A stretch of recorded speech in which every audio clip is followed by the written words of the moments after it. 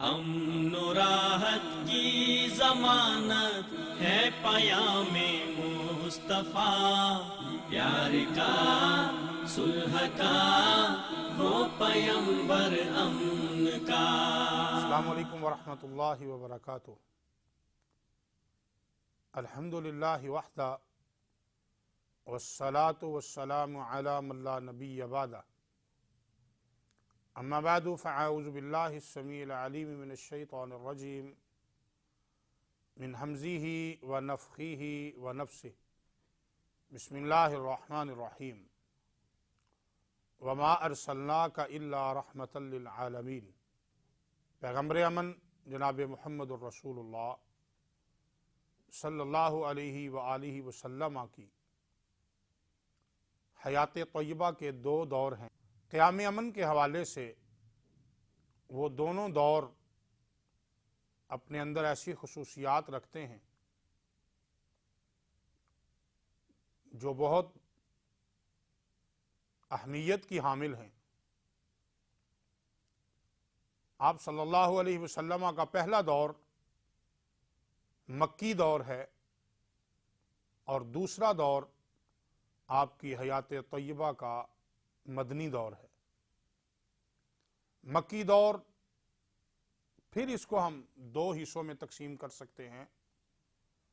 ایک وہ حصہ جو رسول اللہ صلی اللہ علیہ وسلم کی بعثت سے پہلے کا حصہ ہے، اور دوسرا وہ حصہ جو آپ صلی اللہ علیہ وسلم کی بعثت کے بعد کا ہے۔ آقائے دو عالم فخر الرسل جناب محمد الرسول اللہ صلی اللہ علیہ وسلم کی زندگی کا مکی دور اور مکی دور سے پہلے آپ کی بعثت سے پہلے کا دور، ہم اس کو ایک نظر دیکھیں گے کہ اس دور میں آپ صلی اللہ علیہ وسلم نے قیام امن کے حوالے سے کیا کردار ادا کیا۔ آپ کی زندگی کا پہلا دور حدیث، تاریخ اور تذکرہ نویسوں کے کام میں جو نظر آتا ہے، اس کو ہم دیکھیں تو آپ کا 40 سالہ دور انتہائی امن، سکون، آرام، چین، امانت، دیانت میں نظر آتا ہے۔ اور رسول اللہ صلی اللہ علیہ وسلم اپنے اس دور میں ایک ایسی شخصیت بن کے لوگوں کے سامنے آتے ہیں جن سے کسی کو کوئی تکلیف نہ ہو، کوئی بھی معترض نہ ہو، معاشرے کو آپ کی ذات سے امن، سکون، محبت اور عقیدت ملے۔ رسول اللہ صلی اللہ علیہ وآلہ وسلم مکی دور کی یہ زندگی اسی طرح گزار رہے ہیں۔ اس کا اظہار صحیح بخاری میں آنے والی اس روایت سے ہوتا ہے جس میں رسول اللہ صلی اللہ علیہ وسلم کے بارے میں ذکر ہے کہ آپ پر پہلی وحی نازل ہوئی تو آپ سیدہ خدیجہ الکبریٰ رضی اللہ تعالی عنہا کے پاس آئے اور آ کے فرمانے لگے، دثرونی دثرونی دثرونی، مجھے چادر دے دو، زملونی، مجھے کپڑا اوڑھا دو، مجھے کمبل دے دو۔ رسول اللہ صلی اللہ علیہ وسلم سے پوچھا گیا، اللہ کے رسول بات کیا ہے؟ آپ نے اپنا سارا واقعہ بیان کیا۔ یوں میرے پاس فرشتہ غائب آیا، یوں میرے پاس آ کے اس نے مجھے اقرأ کہا، پھر اپنی آغوش میں لے کر مجھے بھینچا۔ آپ صلی اللہ علیہ وسلم نے یہ سارا واقعہ بیان کیا۔ صحیح بخاری کے الفاظ میں آپ نے فرمایا، انی خشیت علی نفسی، مجھے اپنے آپ پر ڈر ہے، کہیں میری جان نہ چلی جائے۔ اس وقت سیدہ خدیجہ الکبریٰ رضی اللہ تعالی عنہا نے فرمایا تھا، کلا واللہ لا یخزیک اللہ ابدا، نہیں میرے سر کے تاج، میرا اللہ آپ کو کبھی بھی تنہا نہیں چھوڑے گا۔ اور بطور خاص وہ صفات گنوائیں جن صفات کے آپ حامل تھے۔ عرض کرنے لگی انک لتحمل الکل، آپ بوجھ والوں کا بوجھ اٹھاتے ہیں، وتکسب المعدوم، جن کے پاس کوئی کام نہیں ہوتا ان کو کام دلاتے ہیں، وتقری الضیف، آپ مہمانوں کی مہمان نوازی کرتے ہیں، تعین علی نوائب الحق، آپ حق کے کاموں پر مدد کرتے ہیں۔ رسول اللہ صلی اللہ علیہ وآلہ وسلم کی یہ وہ صفات ہیں جو قیام امن کے حوالے سے انتہائی اہمیت کی حامل ہے۔ کسی کا بوجھ اٹھا لینا، کسی کی ذمہ داریاں اپنے سر لے لینا، کسی کے دکھ خود لے لینا، اپنی خوشیاں ان میں بانٹ دینا، یہ رسول اللہ صلی اللہ علیہ وسلم کا کام تھا۔ امانتیں لوگوں کی سپرد آپ کے ہو رہی ہیں اور آپ امین بن کر ان کی حفاظت فرماتے ہیں۔ الغرض آپ کی بعثت سے پہلے کا دور قیام امن کے حوالے سے اس طرح ہمارا موضوع ہے کہ اس میں آپ نے 40 سال میں اپنی ذات کو ایسا باور کروایا کہ لوگ آپ کو صادق کہنے لگے، لوگ آپ کو امین کہنے لگے، لوگ آپ صلی اللہ علیہ وسلم کی طرف سے امن میں آ گئے کہ یہ ایسی شخصیت ہے جس سے کسی کو نقصان نہیں ہو سکتا، بلا ہی بلا ہوگا، خیر ہی خیر ہوگی۔ آپ صلی اللہ علیہ وسلم کی عمر عین عہد شباب میں ہے تو آپ امن کا پہلا علم بلند کرتے ہیں، امن کا پہلا علم بلند کرتے ہیں، اور وہ کیا تھا؟ وہ تھا حلف الفضول، حلف جس کو حلف اور حلف دونوں طرح پڑھا جا سکتا ہے۔ حلف الفضول یہ وہ معاہدہ تھا جو مکہ کے باشندوں نے آپس میں کیا، اور پھر یہی معاہدہ دور دراز علاقوں میں بھیج دیا گیا۔ یہ امن کا پہلا علم تھا جو رسول اللہ صلی اللہ علیہ وسلم کی طرف سے بلند ہوا، اور وہ اس طرح کہ بنو زبید کا ایک آدمی مکے آیا تجارت کی غرض سے، اور اس نے اپنا مال تجارت بیچا۔ مکے کا رئیس، مکے کا چوہدری عاص بن وائل، یہ عاص بن وائل وہی ہیں جو عبداللہ بن عمر بن عاص بن وائل، جو عبداللہ بن عمر کے دادا ہیں۔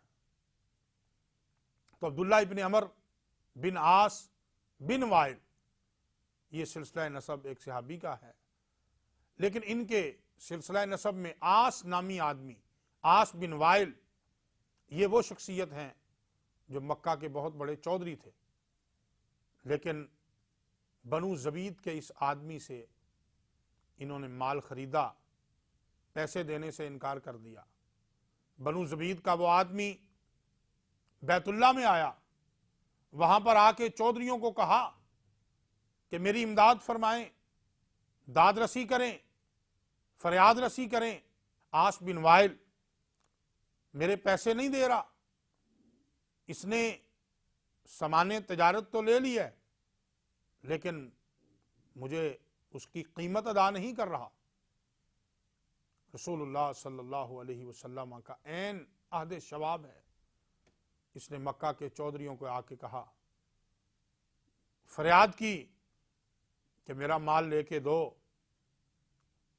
کسی نے کوئی جواب نہ دیا، لیکن سارے فکر مند ضرور ہوئے۔ اس موقع پر رسول اللہ صلی اللہ علیہ وسلم کی کاوش یہ ہے کہ آپ نے لوگوں کو جمع کیا اور کہا کہ بیت اللہ کی حرمت ایسی ہے کہ یہاں دور دراز سے لوگ آئیں گے، دور دراز سے قافلے آئیں گے، اگر یہاں کے رہنے والوں نے ان سے اچھا سلوک نہ کیا تو اس گھر کی حرمت اور تقدس کے خلاف ہوگا۔ رسول اللہ صلی اللہ علیہ وسلم کی بات لوگوں نے سنی، بڑے بڑے چودھریوں نے سنی، اور اس پر صاد کہا، اس کو درست سمجھا۔ رسول اللہ صلی اللہ علیہ وسلم کی زندگی کا یہ وہ معاہدہ تھا جس میں آپ نے عملی طور پر حصہ لیا، بلکہ آپ کی تحریک پر حلف الفضول کا معاہدہ قائم ہوا۔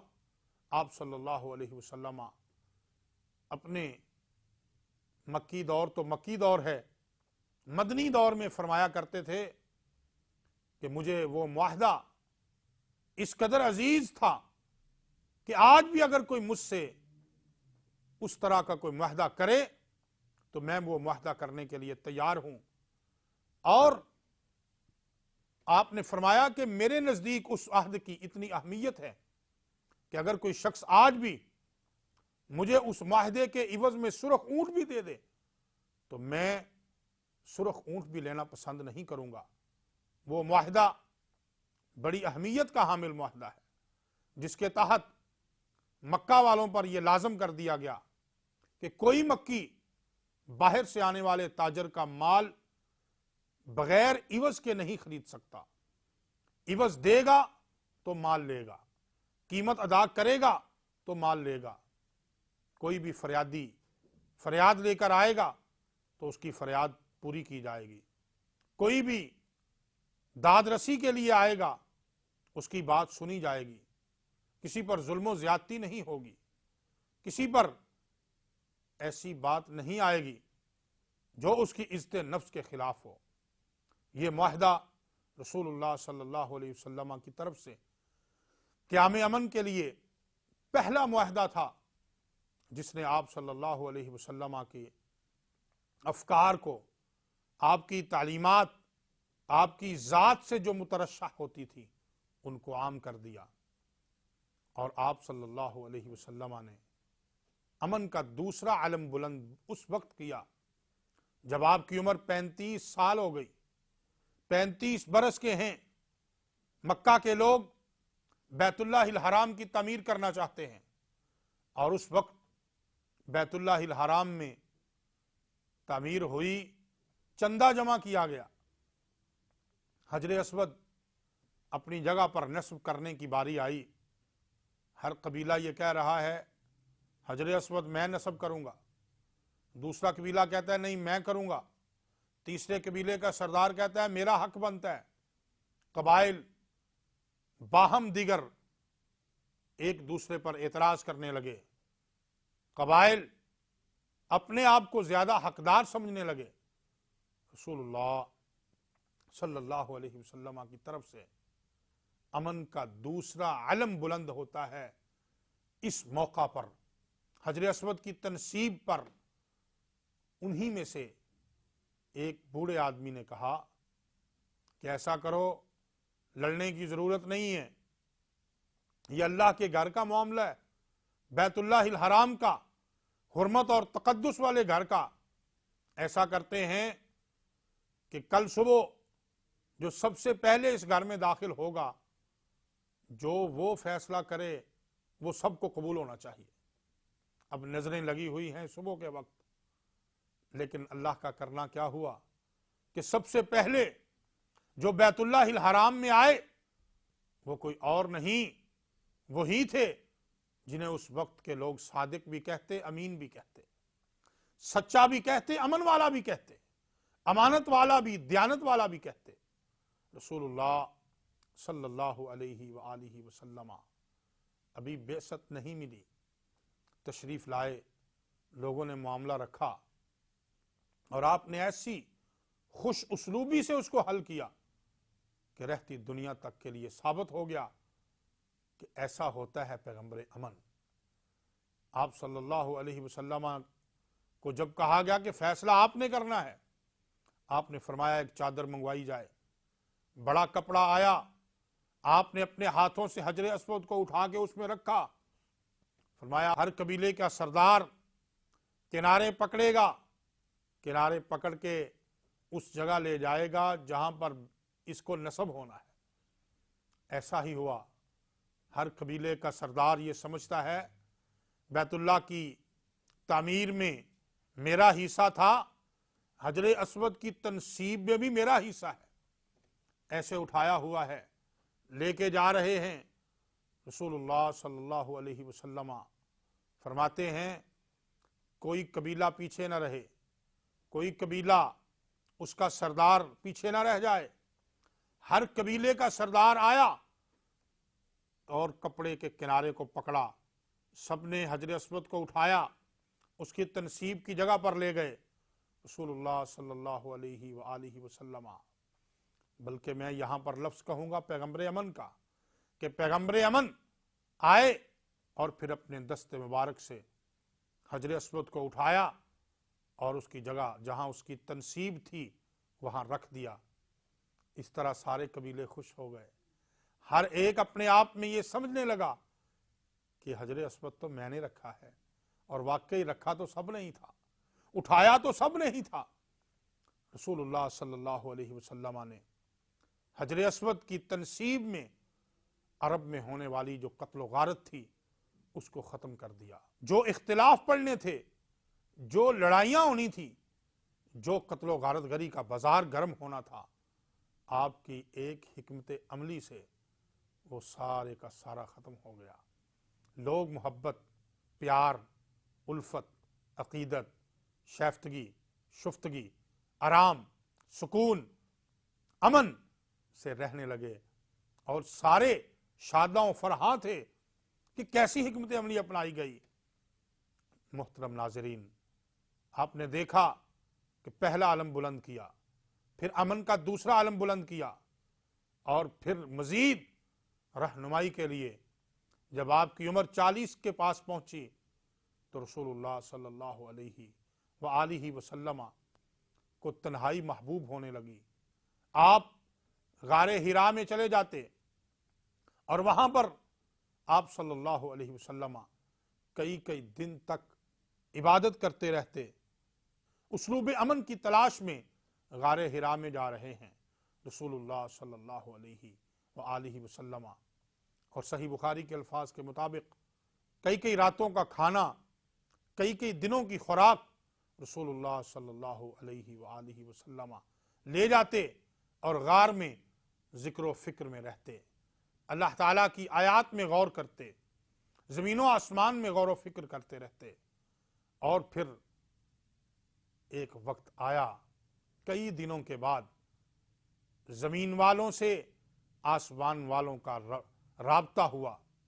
میں کئی دن نہیں, کئی سال, صدیاں گزر گئیں, آسمان والوں کا رابطہ زمین سے بذریعہ جبریل امین ہوا. جبریل امین پھر آئے وحی کا پہلا پیغام لے کر, آ کے فرمانے لگے اقرأ, آپ پڑھیے. آپ صلی اللہ علیہ وسلم نے فرمایا ما انا بقارئ, میں پڑھا ہوا نہیں ہوں. آپ صلی اللہ علیہ وآلہ وسلم نے جب یہ فرمایا ما انا بقارئ تو جبریل امین نے اپنی آغوش میں لیا. یہ ایک نوری مخلوق اور ایک خاکی مخلوق کا التقاء ہے. آپ صلی اللہ علیہ وسلم کو جبریل امین نے اپنی آغوش میں لیا, آغوش میں لے کے بھینچا اور پھر فرمایا اقرا. آپ نے پھر فرمایا ما انا بقارئ, دوسری مرتبہ پھر آغوش میں لیا, پھر بھینچا اور پھر فرمایا اقرا, پڑھیے. آپ صلی اللہ علیہ وسلم کہہ رہے ہیں ما انا بقارئ, تیسری مرتبہ پھر آغوش میں لیا اور فرمایا اقرا بسم ربک الذی خلق, خلق الانسان من علق, اقرا وربک الاکرم الذی علم بالقلم. قرآن کریم نے نازل ہونا شروع کیا تو امن کا فارمولہ اترنا شروع ہو گیا. رسول اللہ صلی اللہ علیہ وسلم کے پاس اب یہ آواز اقرا کی آواز تھی, اور یہ آواز ایسی آپ کے پاس آئی, آپ اقرا کی آواز کو لے کر اٹھے اور پھر اس وقت تک بیٹھ نہیں گئے جب تک کہ معاشرے میں امن قائم نہیں ہو گیا۔ اقرا کی یہ آواز کرنوں کرنوں میں پھری، اقرا کی یہ آواز گلی کوچوں میں پھری، اقرا کی یہ آواز محلوں میں، شہروں میں، صوبوں میں، ملکوں میں، بر اعظموں میں پھری، اور رسول اللہ صلی اللہ علیہ وسلم ہر جگہ پر مقبول ہونے لگے۔ جو بھی آپ کی آواز کو سنتا امن میں، امان میں، شیفتگی اور شفتگی میں آ جاتا۔ ناظرین، آپ صلی اللہ علیہ وسلم کے پاس جب امن کا فارمولہ نہیں تھا تو تب آپ امن کے علم بلند کرتے رہے، لیکن جب اب تو فارمولہ آ گیا، اب تو آسمان والے نے آپ کو امن کا فارمولہ دے دیا تھا، آپ جس اسلوب امن کی تلاش میں تھے وہ آپ کو مل گیا تھا۔ اب آپ صلی اللہ علیہ وسلم نے کیا کردار ادا کیا، انشاءاللہ العزیز آئندہ دروس میں، آئندہ پروگرامز میں ہم اس کو پیش کریں گے۔ وصلی اللہ تعالی علی خیر خلقہ محمد وآلہ واصحابہ واتباعہ اجمعین برحمتک یا ارحم الراحمین۔